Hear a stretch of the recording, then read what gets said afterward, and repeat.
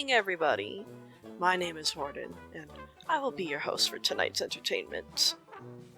Tonight we've got quite a bit of building on the docket, maybe a little bit of exploration and advancing through the mods once again. As you can see over here, I've begun plans for a secondary island, this time trying a little bit different of a build style. Rather than improvising it from the ground up, I have decided that the best course of action might be to framework it first, but I'm not certain.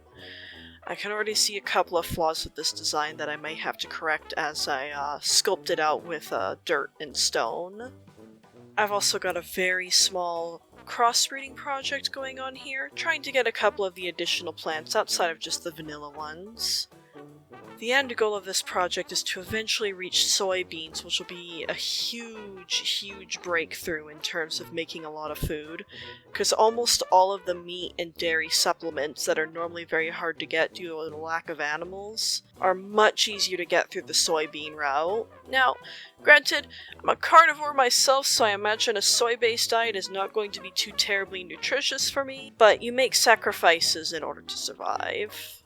Now, I did get together a little bit of starting dirt and materials in order to hopefully begin working on this island. At the very least, I want to lay out the outline of the top of it, because the way I designed this island was to have a flat top without very much feature for the purposes of building.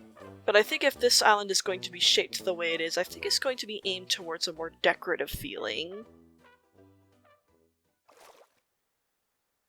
So as a part of our experimental shape, let's start putting in dirt on the top and seeing how that works out.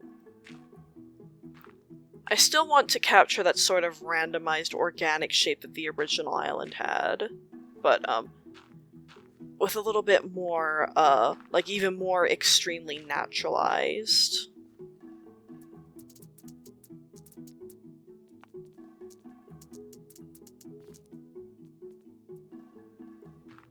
In terms of the building department, I have also made a couple of decisions, and I have decided on somewhat of a base design.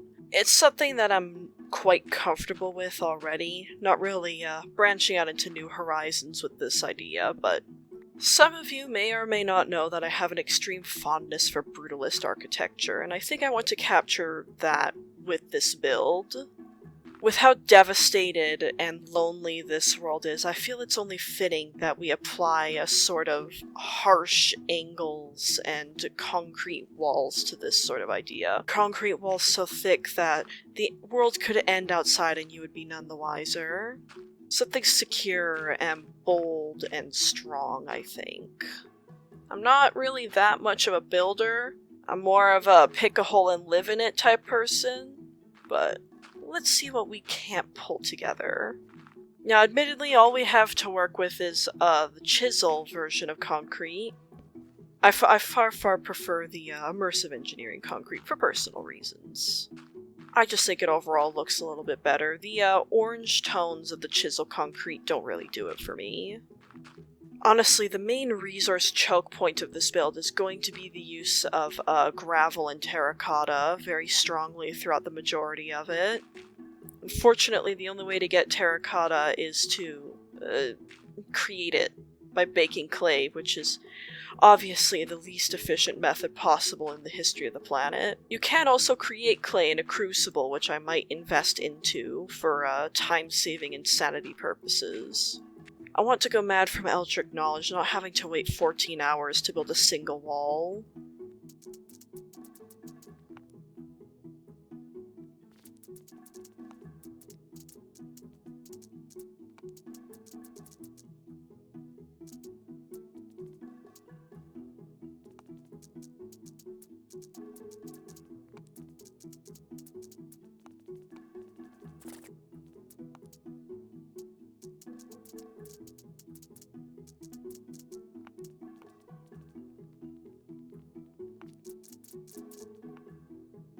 One thing that I cannot stress enough about making your build look good is, one thing is shape.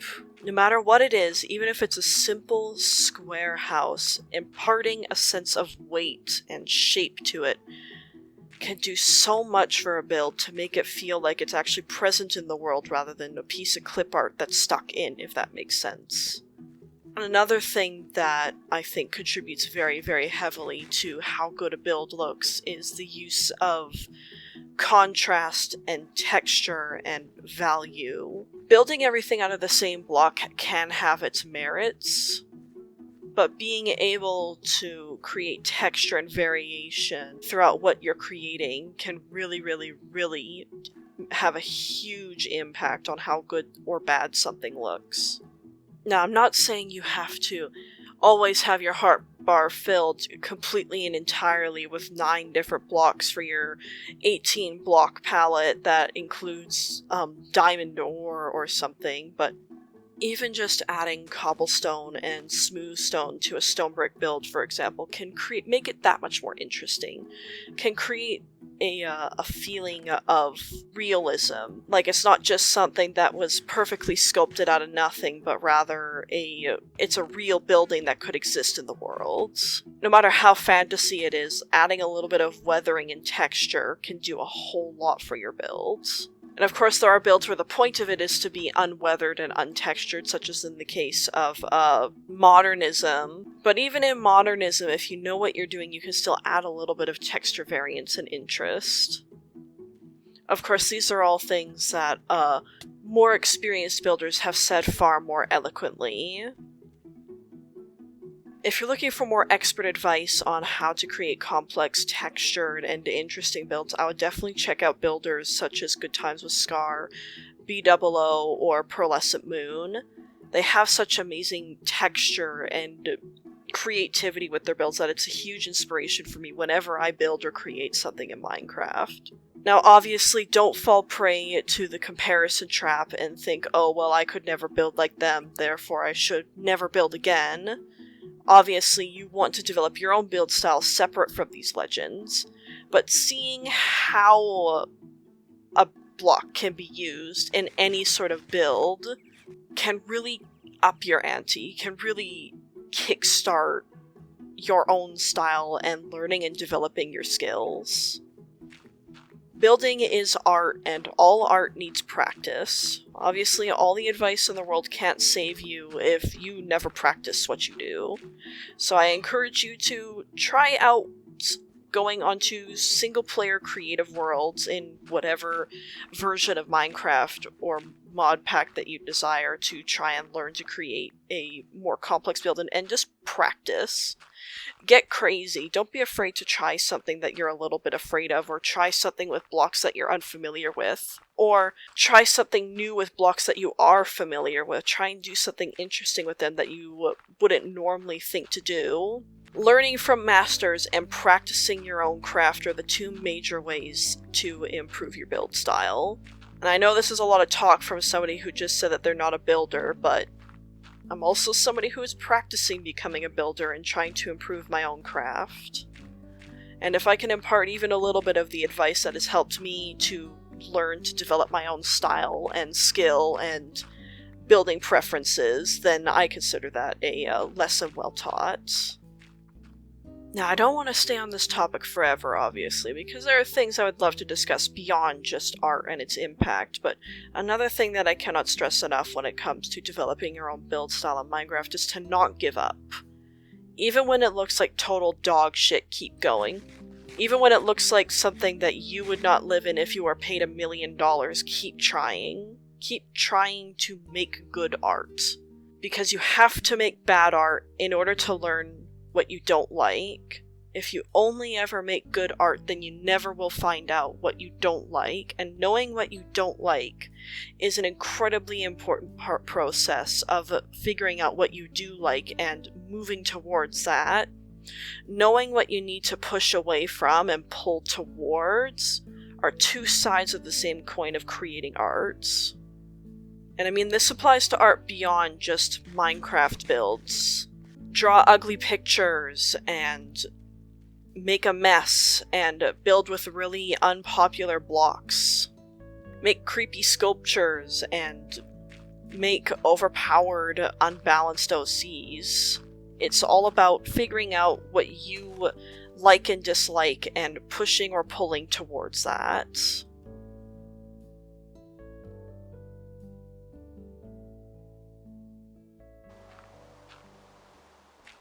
Now, as the blood moon rises, let's get back to building and sculpting this out and seeing how we can get things going and looking nice around here. For context, if I remember correctly, the blood moon is a special lunar event that makes it so mobs can spawn in far greater quantities and in much higher light levels, so watch out. Obviously, they won't spawn directly within torchlight, but I believe that the threshold for their spawn is a little bit higher than normal. You can already see them.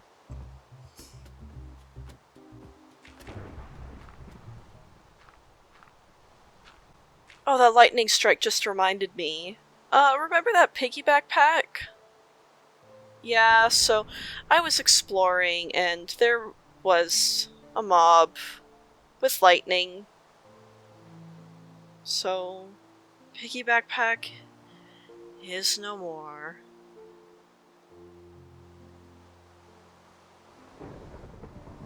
Oh well. At least I have fire resistance now. And same as last time, we want to bring up a sort of a beveled shape. This will be a little bit more complicated because there's elevation differences between the different layers, but let's see if we can't make it work. The blood moon makes everything so orange, it hurts my eyes. I'm not hating it, but I'm not loving it as well. Let's keep plucking away at it and see if we can't make this look nice. I actually think I'm gonna wait till the end of the blood moon to come back to you guys, just because this is... if this is hurting my eyes, then this is definitely hurting somebody else's eyes. So I'll catch you when, that sets. Hooray! It's over! Be gone!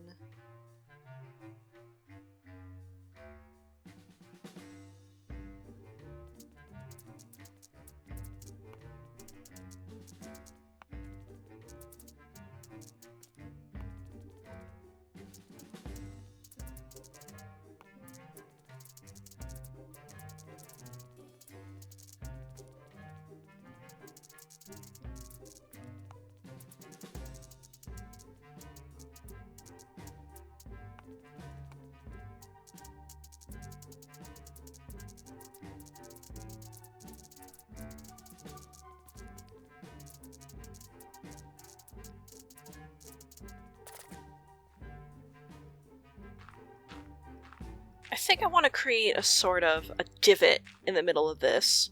Like, if this is rising up into a sort of hill, then I want at least a semi-flat workable space going on here.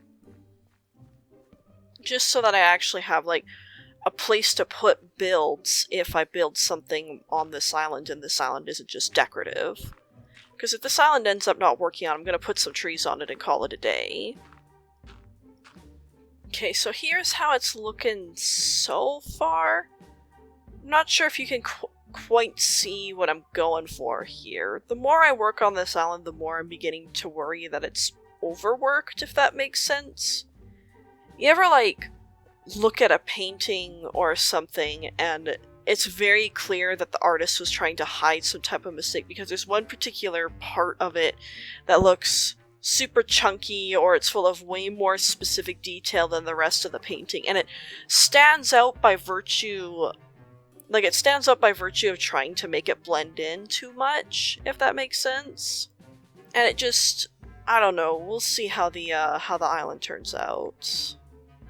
Now, because I'm a little tired of going back and forth, constantly digging up dirt to put on the island, I've decided, why don't we head on down to the Nether and see what we can find.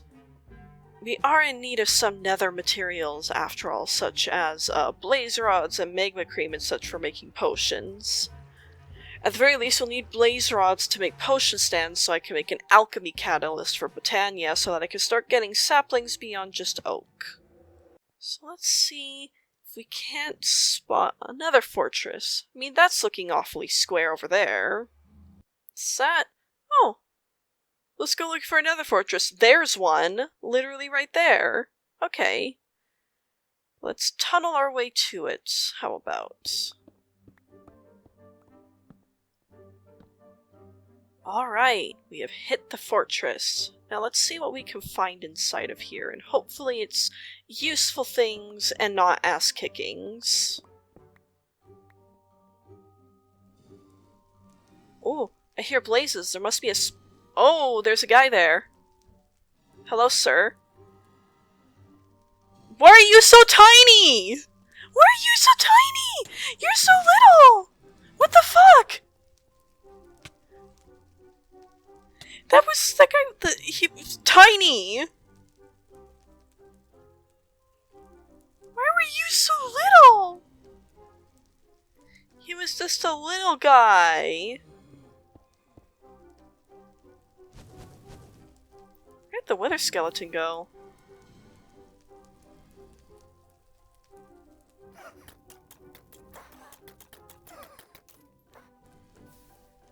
About the blaze. I want your rods. Rod? Cringe. I dare you to come kick my ass. Come on. Come here. Come this way. God, I dare you to do it. I want you to do it. Please, sir, come kick my ass. Come here. Come closer.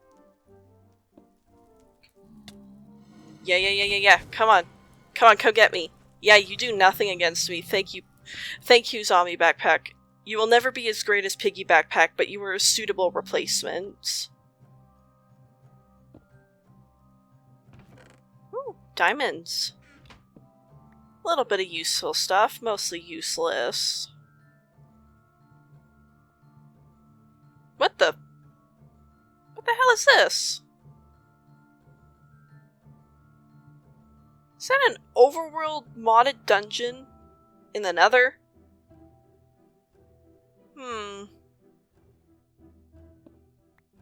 You know, I am just too curious about what the hell's going on with that dungeon down there, so I am definitely going to go check it out.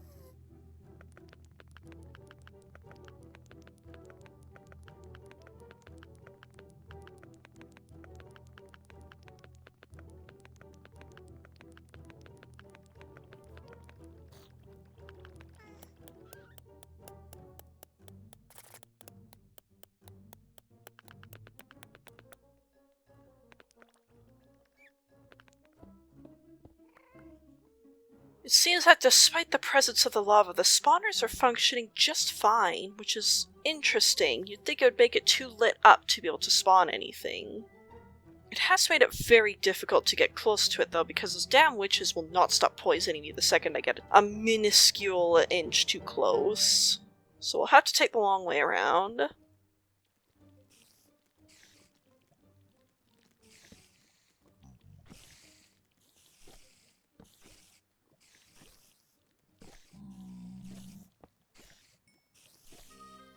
Why are you fighting?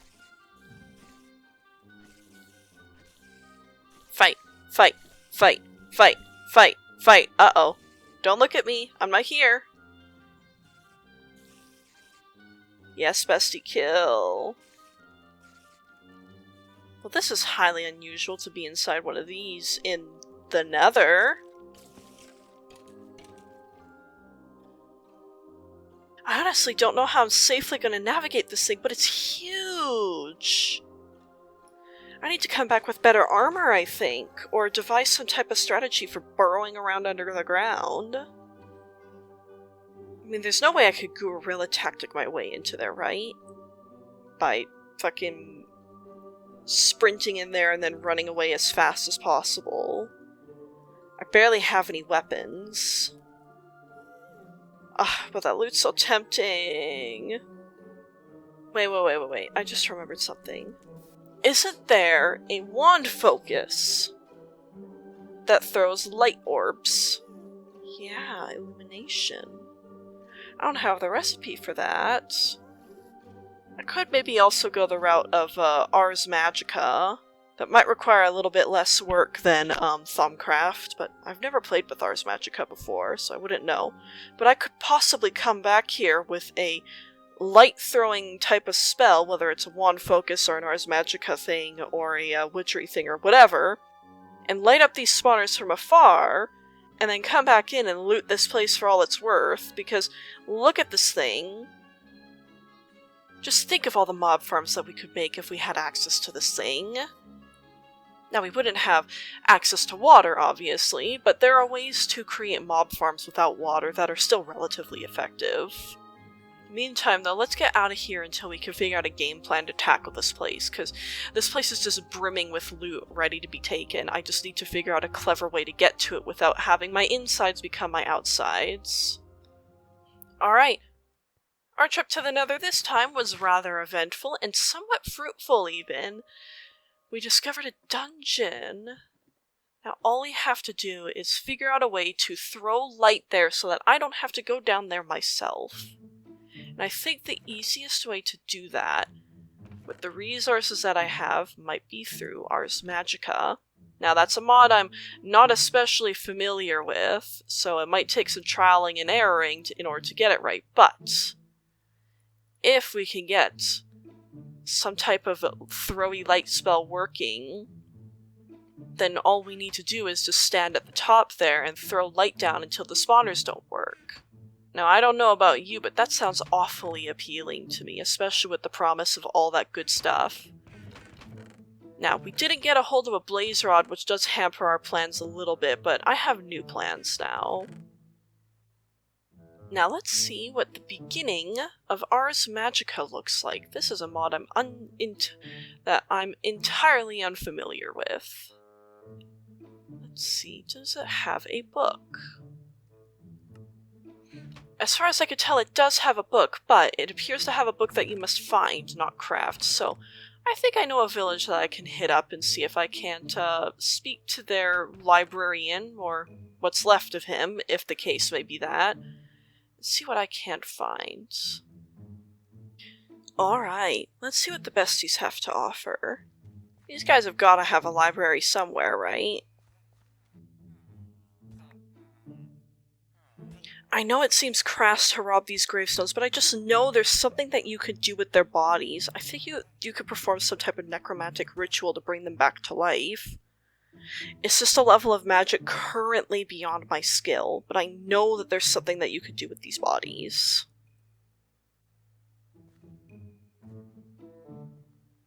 What's down here? Oh, I think I know what this is. Yeah, I know what this is. This is a roguelike dungeon. These have all kinds of loots and also ways to get your ass kicked. Let's explore around a little bit. See what we can collect before we have to dip out. Dungeon cake, my favorite. I don't know what these levers do, but I know enough just from being an engineer that I probably shouldn't touch them. Oh, this is to the lower level. I just know the mobs in this thing are gonna be insane. Yeah, Gatling skeleton? Fucking forget it.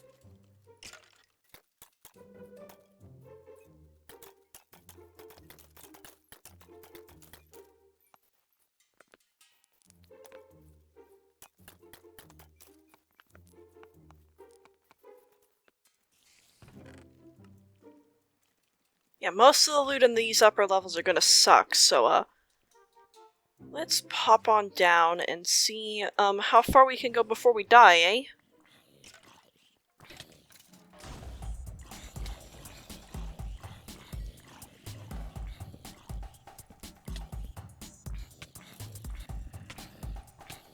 Uh-oh. Oh, there's no way I can go up against this guy.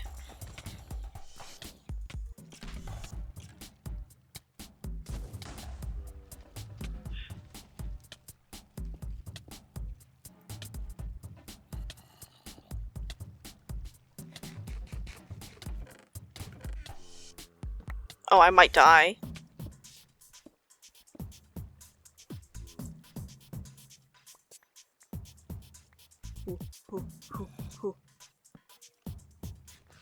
on. Heal up, please. That was unbelievably close, by the way.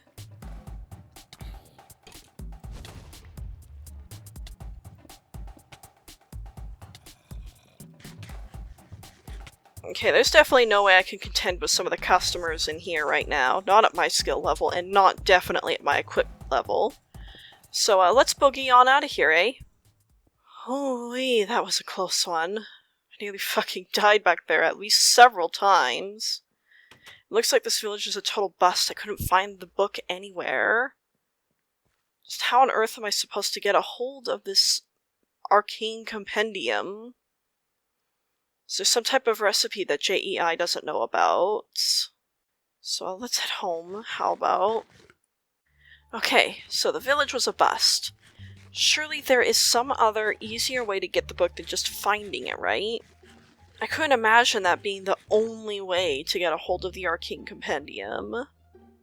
Okay, I did some looking up. Allegedly, if you take an item frame and put a book inside of it while it's above a pool of liquid essence, then that should be able to infuse the book with enough magic to turn it into an Arcane Compendium. Now, do I think this method is a bit obtuse and maybe a little stupid? Yeah. Am I gonna have to do it this way anyways? Yeah. More or less. So let's head out and see if we can't find a nearby pool of essence. Okay. I think that's essence over there, that bright neon blue stuff. Let's head on over that way. So if what I read was correct... Place a book. Yeah, this is it, yeah. Ooh, epilepsy warning. Okay, let's see what's in this book that I spent so long getting my ass kicked for. To make a spell, you will first need to create an oculus and unlock at least one spell shape and one component. You start with 3 blue skill points to make this possible. Then craft a writable book and head over to your inscription table. Place the book in the inscription table. Okay. Okay, so we need stone bricks, glass, coal, and blue topaz. I could do that easy peasy. Okay, now we have an oculus. We'll put it down, here for now. Okay, so the book says that I should probably go down one specific path and try to level up from there. So, touch, and then light is down here. So if we go here, now we have light. So we need an inscription table, so...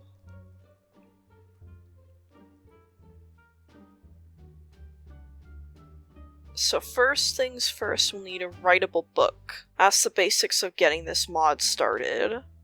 Let's make ourselves 3 of these, and see if we can't craft up a couple simple little spells.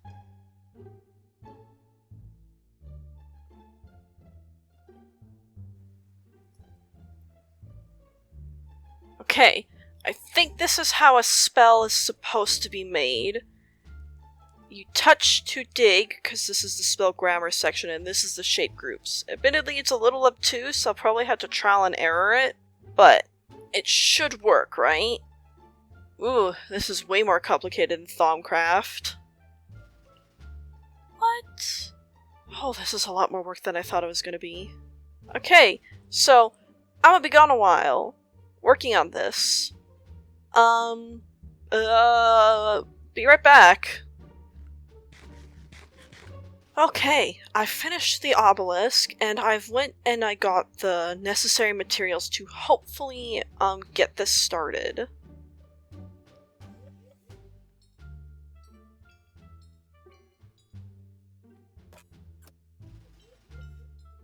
Shovel, pickaxe. Okay. That wasn't too terrible. That was actually kind of cool. Alright. That's not bad. Now let's go find something to test this out on.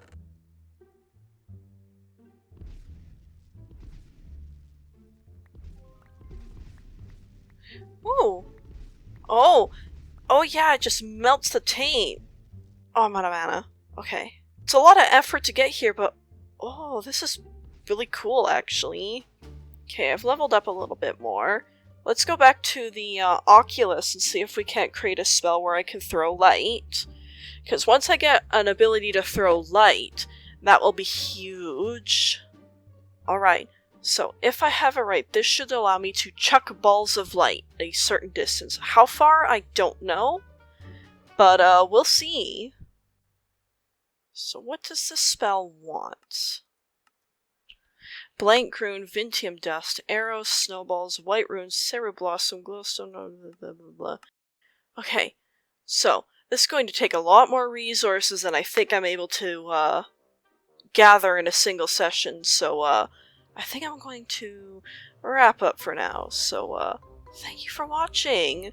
If you liked this video, why not like, subscribe, share with your friends, leave a comment if you want, and next time we will definitely be creating more spells, performing more in the arcane arts, working a little bit more on Thaumcraft, getting that Thaumastatic harness started maybe, getting up an infusion altar, all that fun stuff. Until then, my name has been Warden, and I am signing off for tonight. Have a good evening, everybody!